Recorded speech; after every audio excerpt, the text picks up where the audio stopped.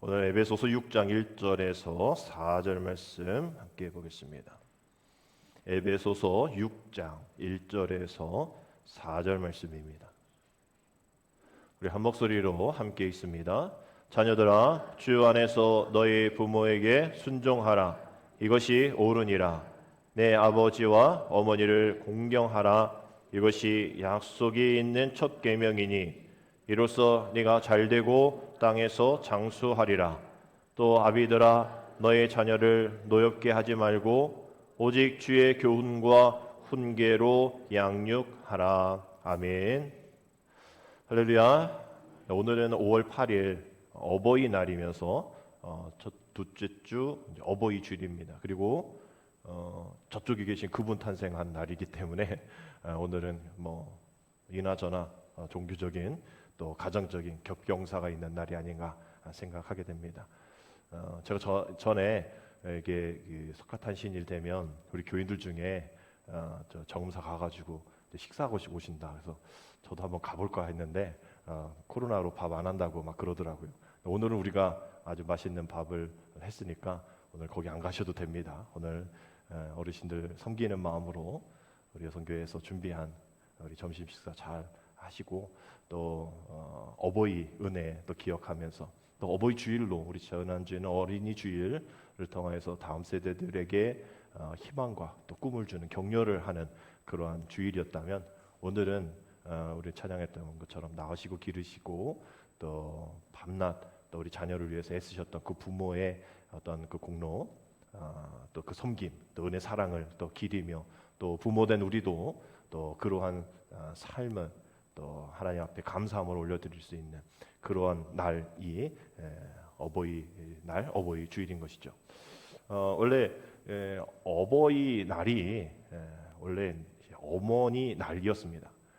1956년에 시작이 되어서 한국 전쟁 이후에 어머니들이 또 자녀들 양육하고 또 생업전선에 뛰어들면서 그 어머니들을 조금 이렇게 위로하고 또 기리는 그런 날이었는데 이제 아버지들이 왜 우리나라는 없냐, 외국엔 다 있는데 왜 우리나라는 없냐라고 이렇게 계속 청원도 하다가 한 17번인가요? 17년 정도 쭉 가다가 이제 73년 정도에 통합해서 어버이 날로 이렇게 지금껏 이어오고 있습니다. 원래 이게 이제 미국에서 시작된 날이죠. 지금도 5월 둘째 주일이면 어머니 날로 마더스데이가 있고 아버지 날로 또 6월 달 또 클린턴 대통령쯤인가요? 그때쯤부터 통합해서 부모 주일 해서 부모님 날 페런츠 데이가 이제 7월 셋째 주인가요? 넷째 주인가요? 이렇게 시작을 합니다. 아시아 쪽에서도 필리핀, 베트남 또 이런 나라에서도 어머니 날, 아버지 날을 기리고 있는 거죠. 우리나라도 좀 그거 있었으면 좋겠어요. 어머니 날, 또 아버지 날, 그리고 부모 어버이 날, 이렇게 어버이 날은 없어도 되겠지만 나누어서 그날 서로 격려하고 또 위로하는. 그리스 같은 날은 이게 남존 이렇게 아주 사상이 되게 높은 나라잖아요. 근데 그날만큼은 어머니 날만큼은 남자들이 다 청소하고 심부름하고 막 그런다고 그러죠.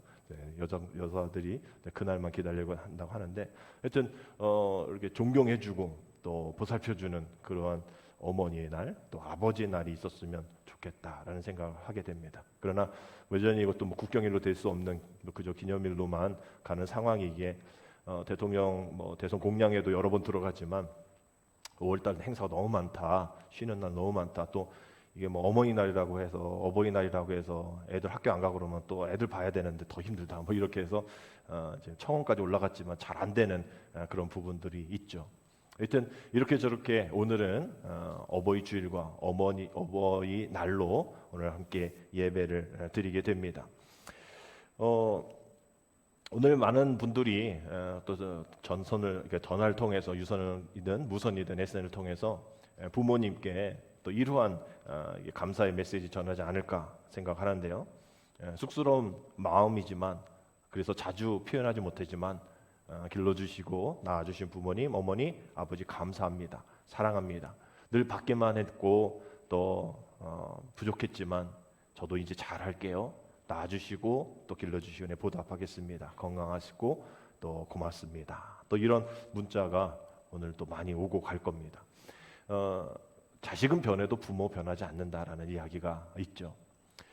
변하지 않는 부모의 마음, 오늘 많은 이들이 함께 할 텐데 누가복음 6장에 이런 말씀이 있어요. 6장 38절의 말씀 보면 우리가 잘 아는 말씀이 앞에 나옵니다.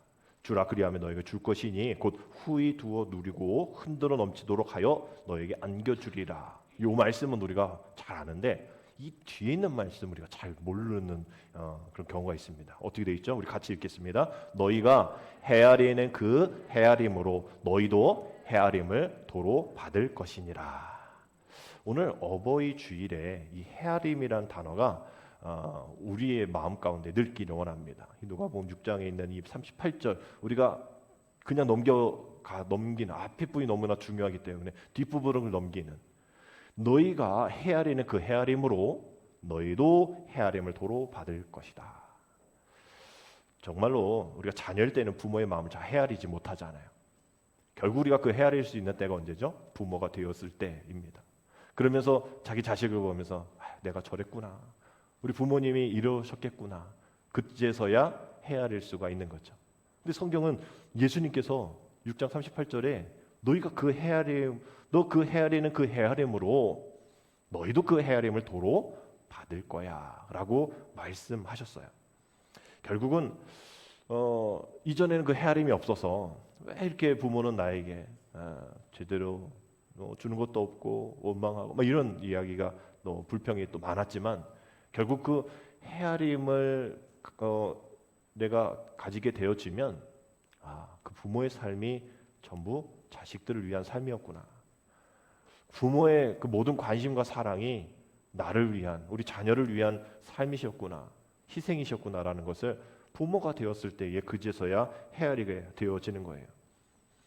부모님이 아직 살아계신 분들은 우리가 원래 이제 다른 나라에서는 이제 카네이션을 꽂아줄 때에 어머니 날 살아계신 부모님이 아직 살아계신 부모 자녀들에게는 이제 빨간 카네이션을 달고요.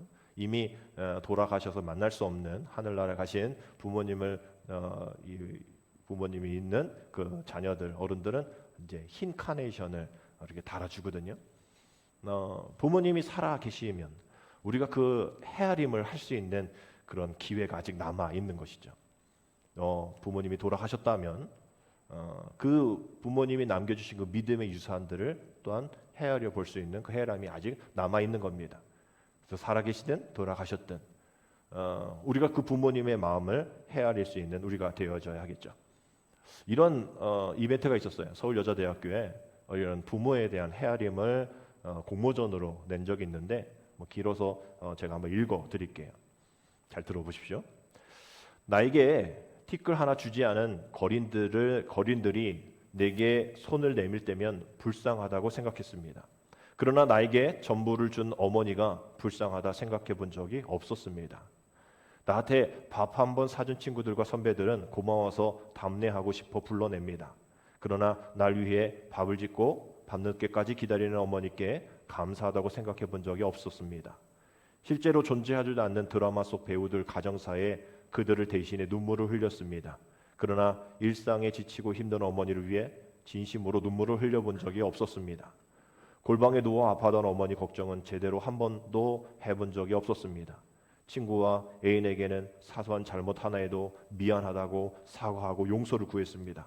그러나 어머니에게는 잘못을 셀 수도 없이 많이 했어도 용서를 구하지 않았습니다. 죄송합니다, 어머니. 세상의 모든 어머니는 위대하시기에 어머니를 생각하며 이거를 올립니다. 이러한 이제 이 공모에 1등한 그런 글이고요. 두 번째는 한국의 이 시인인데 작가인데 성인 동화라는 그 영역을 개척한 누구죠? 정채봉 돌아가셨습니다. 54세에 좀 일찍 돌아가셨는데 이 정채봉 이 작가님이 엄마가 휴가를 나온다면이라는 그 시가 하나 있어요. 유명한 시입니다. 이미 오래전에 어머니를 기억하지 못할 어린 시절에 어머님을 잃었기 때문에 이런 시가 자신에게는 너무나 또 그립고 아프다 이런 이야기를 하시더라고요. 이렇게 되어 있죠. 하늘나라에 가 계시는 엄마가 하루 휴가를 얻어 오신다면 아니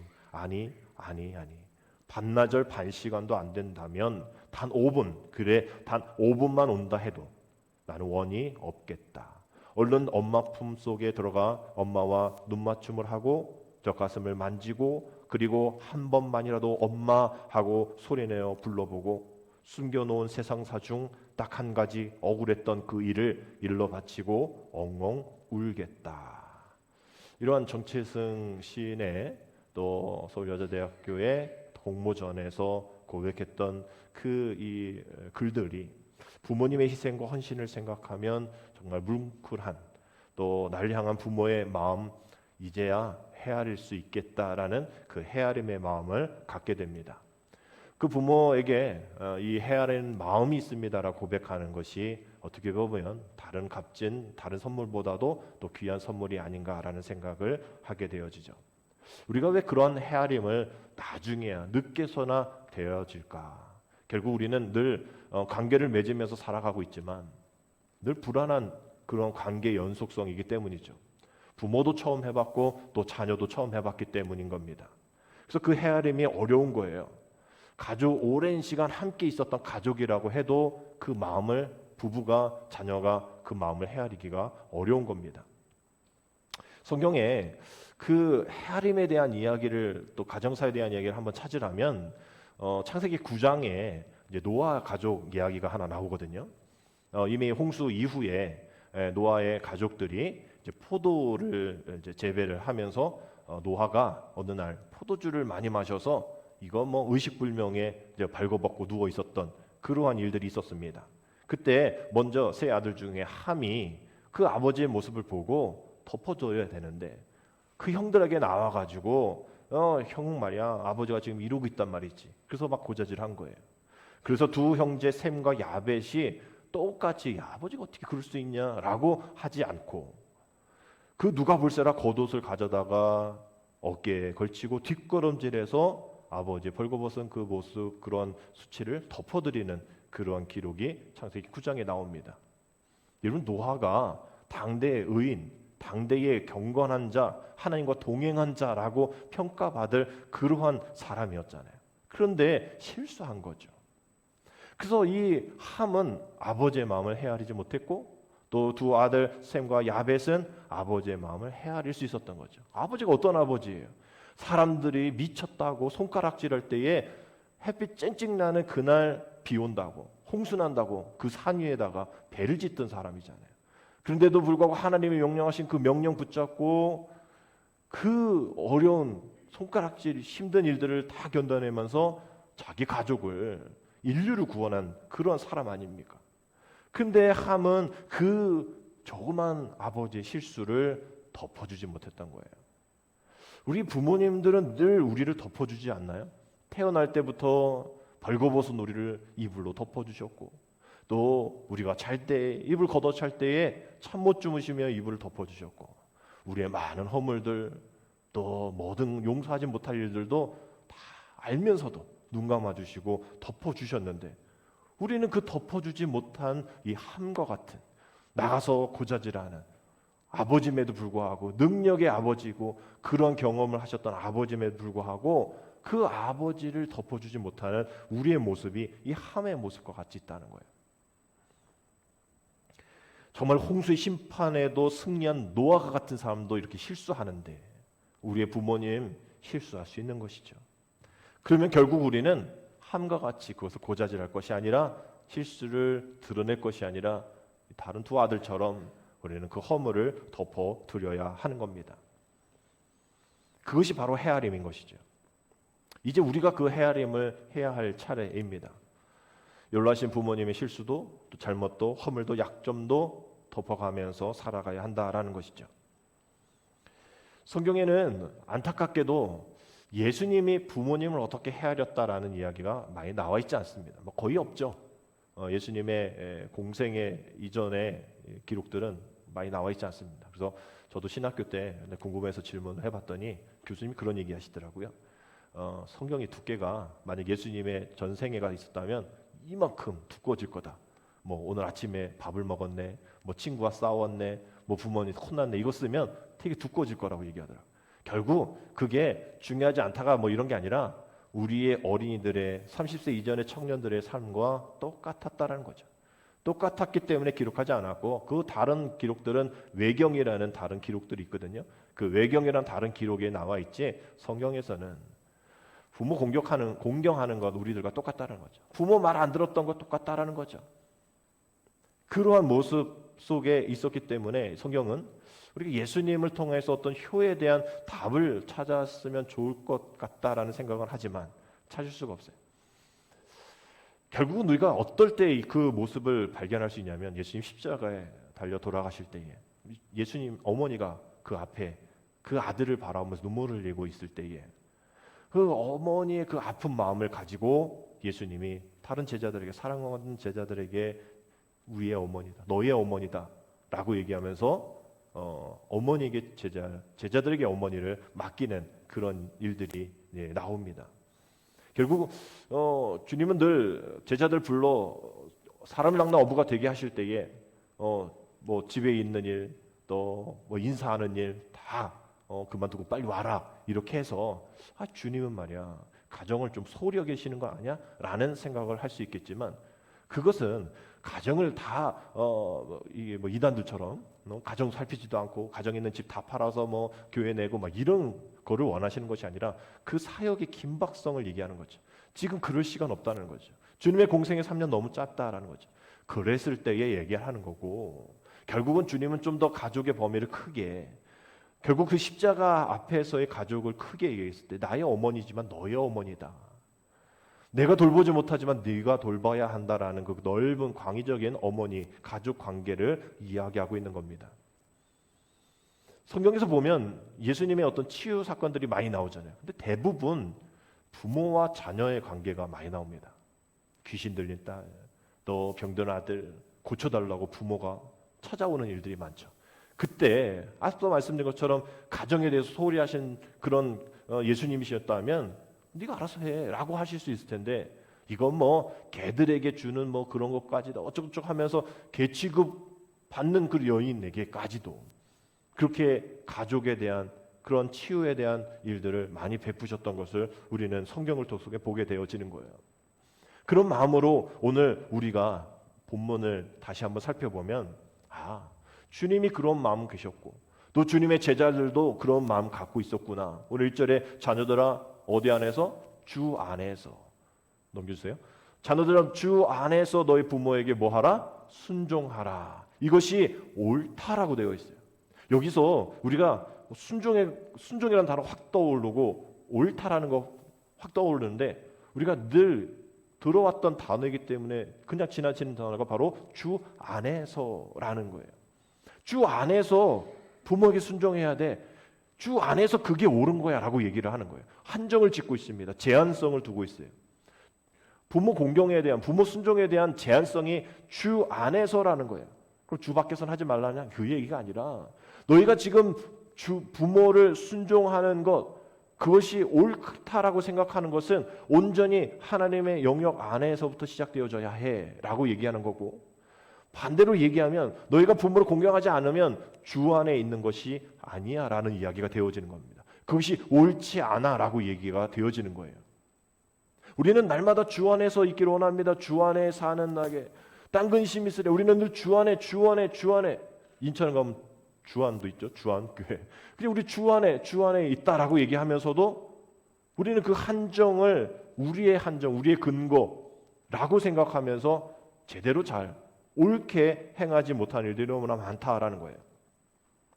그리고 부모에게 순종하되 네가 주 안에 있다면 네가 그리스도를 주로 시인하고 새로운 피조물로 거듭났다면 네 삶에 예수를 믿고 달라졌다면 부모에게 순종하는 것이 옳아라고 얘기하는 그 주 안에서의 한계, 그 설정이 나와 있는 겁니다. 디모데후서 3장에도 말세의 징조가 여러 개 나오는데요. 그 안에 부모를 거역하는 것도 말세의 징조가 나와 있어요. 또 로마서 1장에 보면 하나님을 떠난 삶의 사람들의 죄악 리스트가 쭉 나올 때에 거기에도 부모를 거역하는 자가 들어 있습니다. 우리가 뭐 교회 출석한다고 해서 하나님 안에 있는가? 우리가 그걸로만 어떤 삶의 증거가 되지 않아요. 우리가 삶에서 하나님 안에서 주님 안에서 주님 중심으로 사는 삶, 주님과 동행하는 삶, 그 옳은 삶을 살 때에 부모 공경에 빠져 있으면 하나님을 증거하는 삶이 아니라는 겁니다.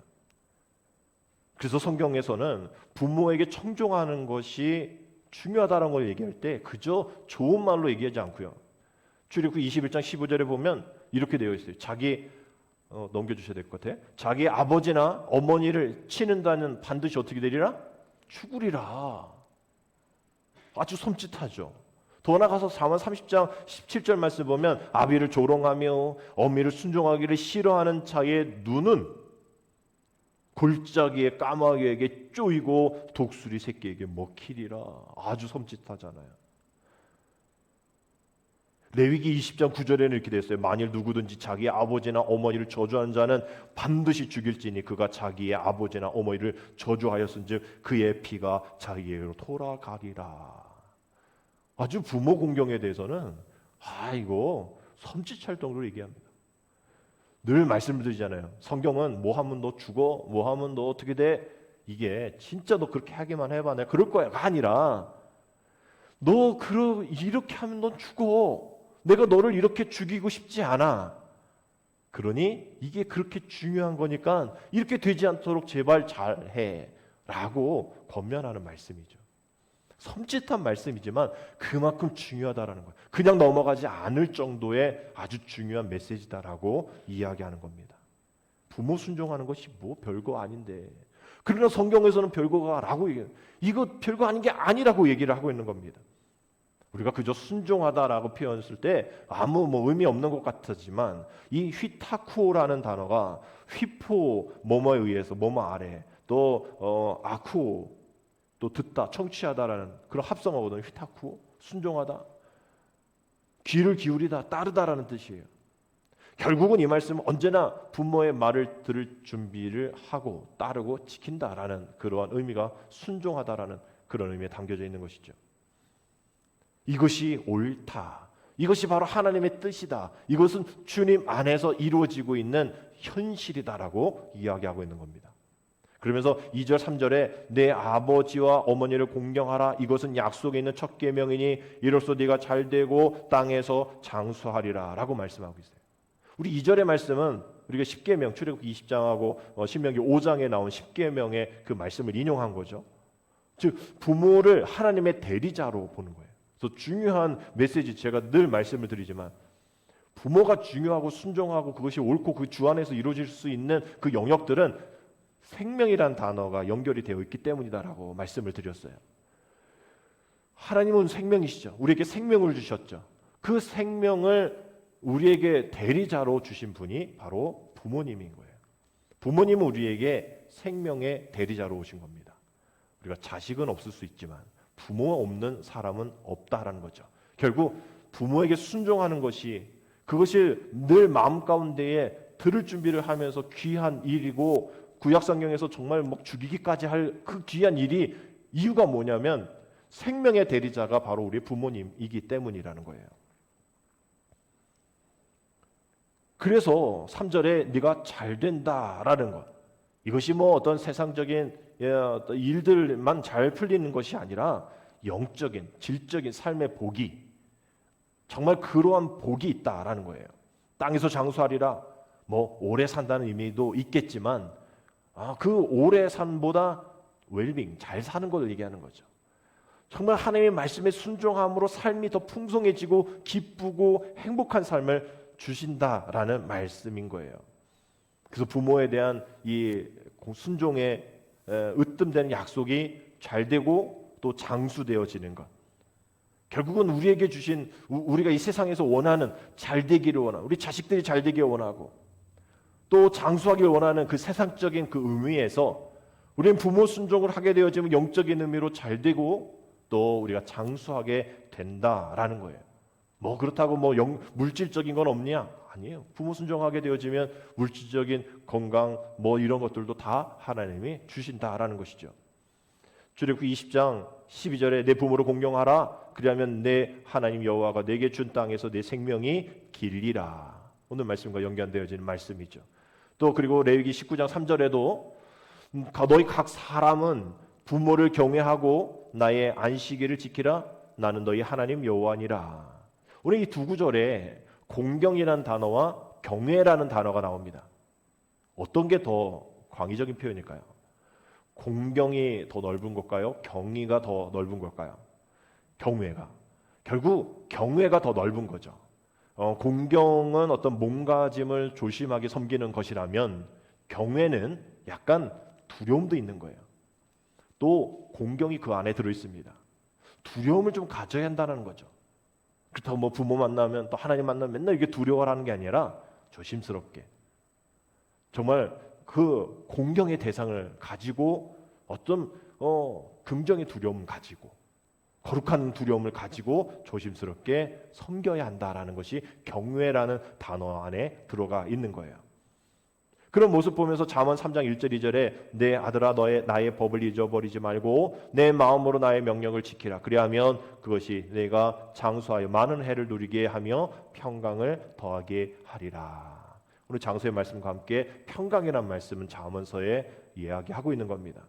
결국 우리가 하나님 주 안에서 부모를 순종하는 것이 옳은데 그 옳은 것은 공경에서 더 나아가 경외가 되어져야 하고 그 경외함은 결국 우리에게 장수하게 되어지는 은혜 가운데 최종적으로 평강을 더하게 하시는 하나님의 역사다라고 볼 수가 있는 것이죠. 마지막으로 4절에 보면 앞서는 자녀들에 대한 이야기였다면 이제 그렇다면 부모는 어떻게 해야 될 것인가? 우리 4절 같이 함께 읽겠습니다. 또 아비들아 너의 자녀를 노엽게 하지 말고 오직 주의 교훈과 훈계로 양육하라. 노엽게 하지 말라. 화나게 하지 말라는 거죠. 짜증나게 하지 말라는 거예요. 화나게 하지 말라는 거예요. 어떻게? 그저 자녀를 막다른 골목으로 내치고 밀치지 말고 또 어떤 명확하지 않는 기준 또 예상할 수 없는 징계 균형 잃은 어떤 책망들 자녀에게 자신의 스트레스를 분풀이 하는 일들 그런 거 하지 말라는 거예요. 부모님들은 다른 것이 아닌 교훈과 오직 교훈과 훈계로 양육해야 한다라고 말씀하고 있는 겁니다. 우리가 지난주에 14 윈도우 말씀을 드렸잖아요. 4살부터 14살까지가 아주 중요한 시기다라고 얘기한 거죠. 결국 우리는 어떤 세상의 유산은 내가 죽어야 자녀들에게 물려줄 수 있는 거지만 다 공중받고 말이죠. 이런 걸 해서 근데 우리 신앙의 유산은 내가 죽고 나서가 아닌 거예요. 지금도 물려줄 수 있는 상속할 수 있는 유산들입니다. 그래서 어리면 어릴수록 빠르면 빠를수록 더 좋은 거죠. 자녀를 위해 기도하는 것, 그 자녀가 뭐 어렸을 때만 하는 것이 아니라 다 성장하고 또 그 손자 손녀 있는 그 상황 속에서도 그 자녀를 위해서 기도해야 한다라는 것이죠. 그것이 교훈고 그것이 우리가 주는 훈계입니다.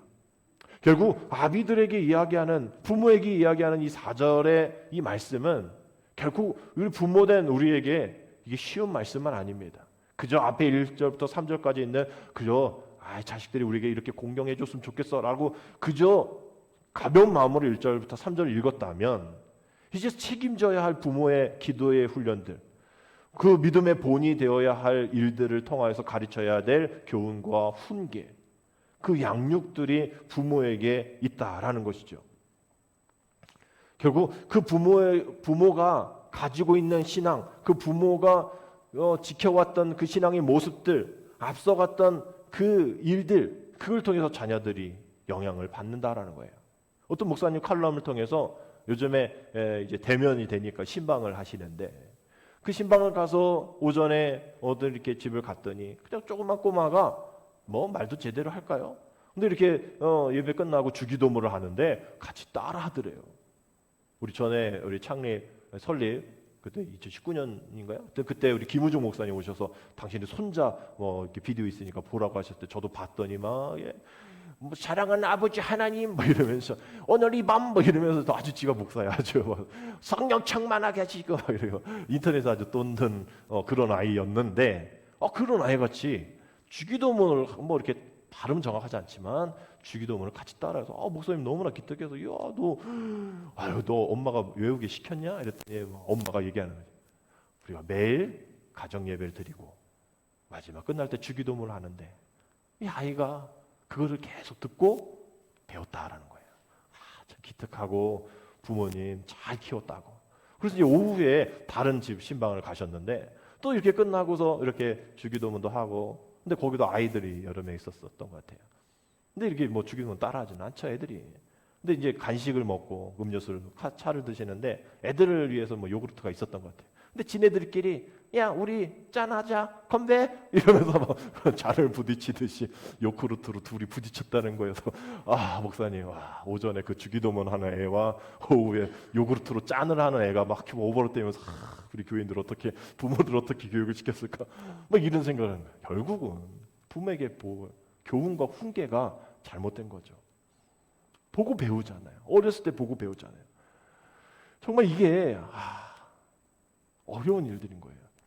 어떤 분은 우리 교회도 이제 성미를 하지 않잖아요. 우리 뭐 밥도 안 먹고 뭐 요즘 성미를 안 하고 다 이렇게 쌀을 사서 이렇게 하기 때문에 뭐 성미가 있다면 성미의 어떤 금액을 이제 목사님 이렇게 쌀 사드시라고 재정부에서 주시기를 합니다. 요즘은. 그 쌀도 이렇게 막 섞이고 그러면 좀 안 좋으니까 이전에 또 쌀 이게 많이 했었는데 요즘은 이제 쌀 성미를 하지 않죠. 근데 어떤 분이 계속 성미를 하시는 거예요. 그래서 목사님, 집사님, 우리 교회 이제 쌀 이렇게 보관 어렵고 그러니까 이제 안 하셨으면 좋겠다. 조심스럽게 얘기한 거죠. 근데 이 집사님이 목사님께 제발 좀 하게 해달라고. 제가 이걸 해야만 마음이 편하다. 왜 그러시냐 했더니 옛날에 늘 어머니의 등에 엎여 있을 때 식사를 하실 때마다 이거는 교회 목사님 드려야 돼 이러면서 한 숟갈 한 그릇 뜨고 늘 그렇게 식사를 엎여 있을 때 그 기억이 있다는 거예요.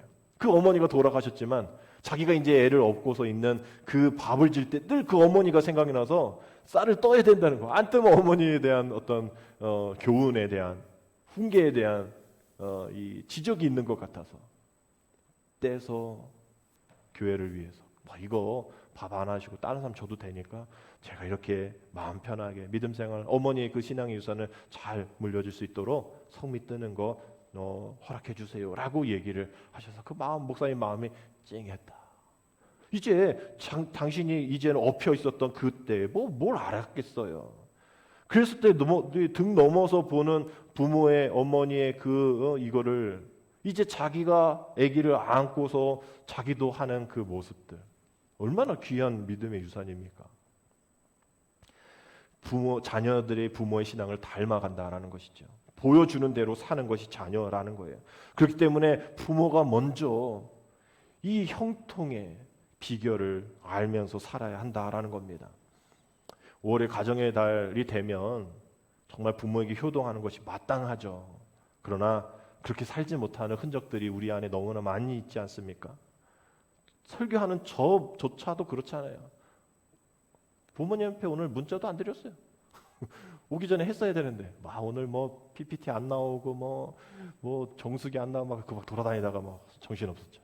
끝나고 해야 되는데 까먹지 말아야 되는데 부모님께 그래서 미리 갔다 오긴 했어요. 갔다 와서 하지만 오늘은 해야 되잖아요. 아침 일찍 했어야 되는데 맨날 일찍 일어나신 부모님 제일 먼저 저희는 저희 가족은 그게 좀 있거든요. 뭐 어머니 생일이나 아버지 생일이나 제일 먼저 새 자녀니까 제일 먼저 전화하는 그 자녀에게 10만 원을 주는 그런 이벤트가 늘 있어요. 오늘 놓쳤어. 아직 다들 목회하시니까 안 했을 수 있겠는데 빨리 가서 점심 때 해야 되겠습니다. 설교하는 저조차도 못해요. 우리 아들 앉아 있지만 아들이 보면서 아빠 나 잘해. 어렸을 때 나 몇 대 때렸잖아.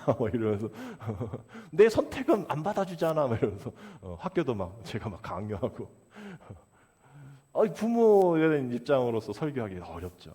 또 그러한 상처의 흔적들이 있어서 자녀에게 부모님에게 이렇게 5월의 달이 좋지만 귀하지만 내 자신이 부모 공경하지 못하는 부모 공격이 되어지는 일이 너무나 많아서 참 아쉬운 어려운 달입니다.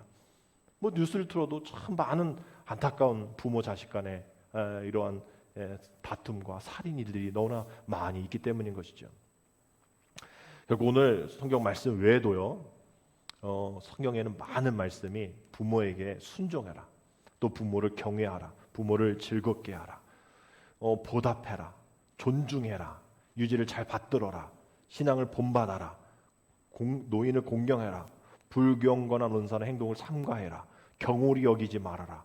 부모에게 거짓하지 말아라. 회방하지 말아라. 거역하지 말아라. 뭐 수많은 구절 가운데 부모에게 이렇게 해라 라는 명령들이 나와 있습니다. 결국 오늘은 어버이 주일이죠. 우리 육신의 어버이에게 감사하다고 표현하는 것도 있겠지만 사실 우리는 앞서 말씀드린 예수님의 이 가족관계, 공경과 경외가 더 넓어서 그 안에 공경이 있듯이 우리의 가족관계, 우리의 어머니는 조금 넓은 그런 개념으로 보게 되어지면 골로새 3장 23절에 있는 말씀과 같다 볼 수가 있을 거예요. 무슨 일을 하든지 마음을 다하고 누구께 주께 하듯 하고 사람에게 하듯 하지 말라. 결국 우리 성경에서 주 안에서 부모에게 순종하는 것이 옳다라는 그 말씀은 주님 안에서라는 것은 결국 주님께 대하듯 해라. 우리의 육신의 어머니 아버지나 우리 교회 안에 어르신들이나 우리 주변에 있는 이웃들 다 정말 주님께 대하듯 하면 이웃 간에 분쟁이 어디 있겠으며 식당 안에 싸움이 어디 있겠으며 또 어떤 금전적인 그런 관계로 칼부림 나는 일이 어디 있겠냐는 거예요. 그러나 주 안에서 죽게 하듯 하지 않기 때문에 믿음의 사람들조차도 정말 공경하지 못하는 공격하는 그런 일들이 너무나 많다라는 거예요. 이렇게 부모는 우리의 존재의 생명의 대리자 근원이 되고 또 자녀들 위해서 자신의 생명까지 내어주는 그런 상행의 존재임을 우리가 기억할 때에 정말 우리는 이 말씀 하나 기억하면서 나아가기 원합니다. 신명기 1장 31절 말씀인데요. 우리 같이 한번 읽읍시다. 광야에서도 너희가 당하였거니와 사람이 자기의 아들을 아는 것 같이 너희의 하나님 여호와께서 너희가 걸어온 길에서 너희를 아느사 이곳까지 이르게 하셨느니라. 아멘. 정말 이 말씀을 보면서 마음이 좀 이렇게 찡했어요. 사람이 자기의 아들을 아는 것 같이 우리 부모님들은 자식들을 안아본 자식이 없는 사람도 친척든 조카든 다 안아봤을 거예요. 그 자기의 아들을 아는 것 같이 너희 하나님 여호와께서 너희가 걸어온 길에서 너희를 안았다라는 거예요. 표현. 너희가 걸어온 그 길에서 네가 걸어온 간 게 아니라 너희를 안았다라는 거예요. 안아서 이곳까지 이르게 하셨다. 이 표현이 오늘 어버이 주일 또 우리 아버지 되시는 하나님의 이 모습을 보면서 또 그 그림이 있거든요. 이렇게 예수님과 동행하면서 발자국이 4개예요. 둘이 걸어가니까. 근데 자기가 힘들고 어려울 때 발자국 2개였단 말이죠. 그러면서 불평하는 그 구절 있잖아요. 하나님, 아니 내가 평범할 때는 그냥 같이 동행하시더만 내가 어렵고 좌절하고 실망할 때는 나 혼자 걸어가겠지. 주님 어디 가셨어요? 내 발자국만 있잖아요. 라는 그 그림자 발자국이 있는데 주님이 거기 밑에다 다루셨잖아요. 그림 밑에다가 설명하고 있죠. 그거 네 발자국 아니야. 내 발자국이야. 오늘 이 말씀인 거죠. 내가 너희를 안아서 이곳까지 이르게 하였어. 정말 우리 어버이 주일 또 우리 아버지 되신 하나님 우리가 걸어간 것 같지만 우리의 걸어온 길이라고 생각하지만 그래서 내가 당당하고 내가 요구할 수 있다고 생각하지만 아닌 거잖아요. 주님이 나를 안으셨다라는 거잖아요.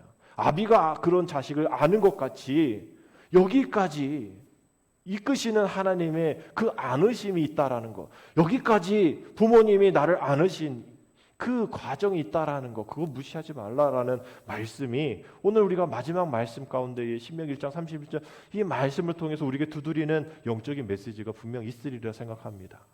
5월 이후에 또 부모님에 대한 얘기 설교를 또 할 일이 또 있을까요? 5월 안에나 우리가 이렇게 얘기할 수 있겠죠.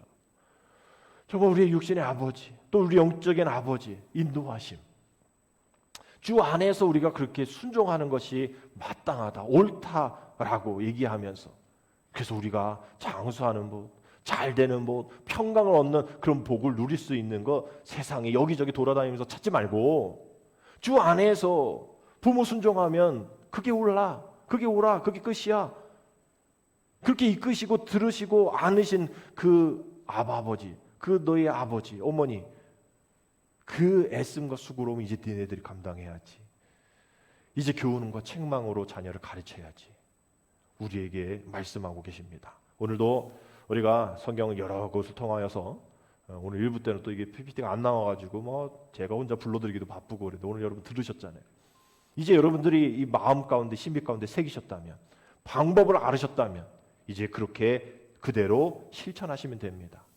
그대로 하나님 약속하신 축복을 받으시면 되어지는 거예요. 그러면 잘되고 장수하게 되어지는, 뭐 플러스 1+1처럼 평강까지도 허락하여 주시는 그 하나님의 은혜가 성경 안에 들어있잖아요. 우리 부모님의 삶 가운데 들어있잖아요. 나를 안으심 같이, 우리 부모님이 나를 안으심 같이, 부모님이 나를 덮으신 것 같이, 우리 주님이 십자가에서 다 죄를, 우리의 목록들이 그 십자가에 적혀있는 목록들을 다 피로 갈려주셨잖아요. 덮어주셨잖아요. 근데 우리는 왜 자꾸 남의 허물을 드러내고 말이죠.